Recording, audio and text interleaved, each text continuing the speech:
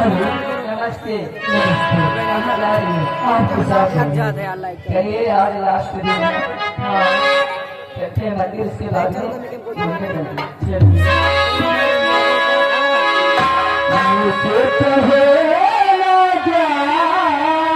अच्छा है मैया तेरी ऊंची पहाड़ियाँ,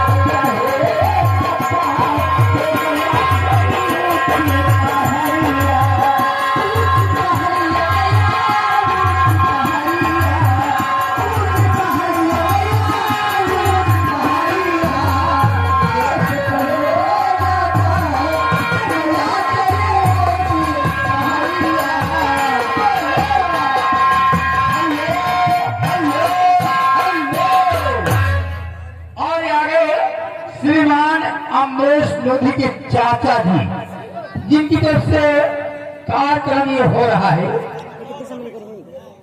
वकील साहब जी। देखिए साहब जी का कहना है कि भैया आप लोग जो खड़े हैं कृपया आप लोग बैठ जाएं, बड़ी महान कृपा होगी। व्यवस्था ऐसी है कि बैठ नहीं सकते, लेकिन फिर भी मल्टी पूछिए जहाँ तक वहां तक तो आप लोग बैठिए।